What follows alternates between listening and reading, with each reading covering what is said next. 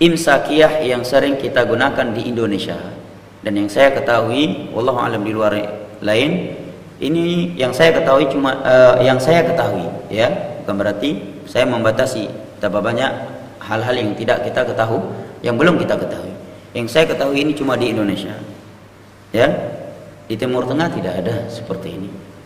Imsak kaji nepeyo umi abu saudara-saudara lu kaji nepeyo imsak azan mesti 10 menit lagi. Ini pengharaman kepada manusia sesuatu yang Allah tidak haramkan. Karena waktu berakhir makan minum adalah dengan masuknya waktu salat subuh. Jelas ayat Al-Quran dalam surat Al-Baqarah. Wakulu fakulu washrabu hatta yatabayyana lakumul khaytul abyadu minal khaytil aswadi minal fajr. Maka makan dan minumlah kalian sampai telah jelas benang putih dari benang hitam masuknya fajar waktu salat subuh. Begitu muadzin mengumandangkan azan dan dia adalah muadzin yang terpercaya, azannya ya tepat waktu, apalagi kebanyakan muadzin di Indonesia itu malah terlalu cepat azannya. Ya, agak lebih cepat azannya. Begitu dikumandangkan azan, itulah waktu akhirnya kita melakukan sahur, makan minum atau hubungan pasangan suami istri.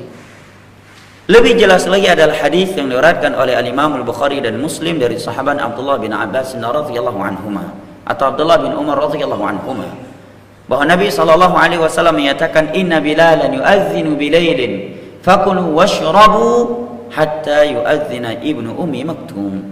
Sesungguhnya sahabat Bilal akan mengumandangkan azan beberapa saat sebelum masuk waktu salat subuh. Bilailin, di malam hari. Nabi masih menamakan malam azan pertama karena malam itu berakhir dengan masuknya waktu subuh dikumandangkannya azan kedua salat subuh. Nabi menyatakan sesungguhnya Bilal mengumandangkan azan di malam hari. Maka makan dan minumlah kalian sampai Ibnu Ummi Maktum mengumandangkan azannya. Dari hadis ini menerangkan kepada kita beberapa hal. Yang pertama, bahwa terakhir boleh makan dan minum dengan dikumandangkannya azan salat subuh. Ini yang pertama. Yang kedua, bahwa tidaklah benar imsakiyah, karena imsakiyah telah menghentikan manusia dari makan dan minum beberapa menit, kurang lebih berapa? 10 menit. 10 menit sebelum azan. Padahal secara syar'i waktu terakhir boleh makan dan minum adalah dengan dikumandangkannya azan salat subuh. Ya.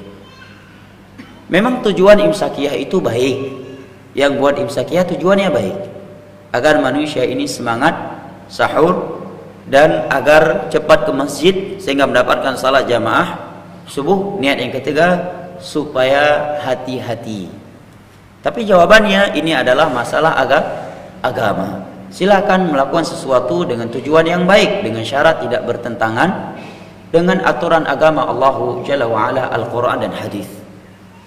Ya, ini syaratnya. Dan ini kalimat yang luas mana ya, tidak bertentangan. Apakah menyelisih perintah atau larangan atau melakukan suatu ibadah yang tidak dianjurkan, itu mananya. Dan azan pertama ini pengganti imsakiyah di dalam puasa Ramadan. Dan dia lebih bermanfaat, lebih berguna dari beberapa sisi. Yang pertama karena ada anjuran dari Nabi SAW, dan itu sunnahnya dari Nabi.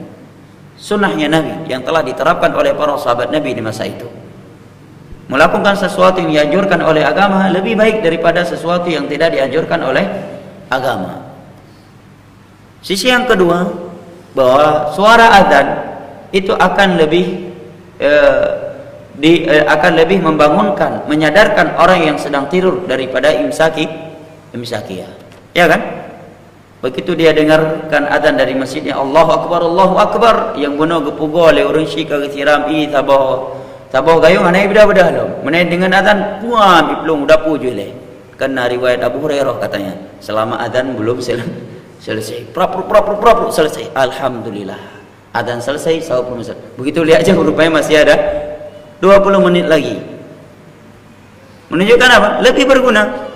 Sedangkan imsakiyah, begitu dia dengan imsakiyah malah nggak mau sahur lagi. Dia kira waktu sahur telah habis. Betapa banyak penyimpangan dari balik imsakiyah ini. Ya. Dan ini harus disampaikan walaupun berat, walaupun bertentangan dengan banyak manusia. Jadi hal agama Allah Subhanahu wa taala, sekalipun bapak kita yang melahirkan kita menyelisihinya, harus mampu kita menyampaikannya. Nabi memvonis pamannya Abu Talib yang membesarkan beliau dari kecil, yang memberi makan, memberi minum, yang melindungi beliau, yang mengorbankan harta dan kehormatan beliau, mengorbankan harta dan kehormatannya untuk Nabi SAW. Tetapi Nabi vonis beliau tempatnya neraka. Kenapa? Karena Allah yang memvonisnya. Nabi cuma menyampaikan vonis Allah Subhanahu Wa Taala. Padahal kalau memakai perasaan umat kibakai, leh paraya lagi yang ibu peduk rumah gak asuh yatim piatu, dakwah gebantu gejok peng gelindungi, ipegah ya pun neraka hanakai membacut. Ini kalau kita mau pakai perasaan, tapi ini masalah agama, bukan dengan akal dan perasaan. Agama pedomannya Al-Quran dan hadis. Apa yang tertulis dalam Al-Quran dan hadis hendaknya kita sampaikan sebagaimana tertulis dan tidak boleh diupdate sedikit pun. Ini hukum Allah. Andai kata kita mati karena menyampaikan isi agama Allah, maka itu adalah sebuah kemenangan dan sebuah kemuliaan, dan itulah yang diharapkan oleh mereka para ulama yang jujur dalam menyampaikan agama Allah, dan itulah cirinya mereka. Allah Subhanahu wa taala berfirman, alladzina yuballighuna risalatillahi wa yakhshawnahu wa la yakhshawna ahadan illallah wa kafa billahi wakila. Sesungguhnya ciri mereka para ulama yang menyampaikan agama Allah, mereka senantiasa takut kepada Allah dan mereka tidak pernah takut kepada siapapun dari manusia kecuali Allah. Dan cukuplah Allah sebagai tempat mereka berlindung, bergantung diri. Ya, imsakiyah ini sesuatu yang bertentangan dengan ajaran Islam. Imsakiyah adalah simbol pengharaman terhadap sesuatu yang Allah dan Rasulnya halalkan. Baik.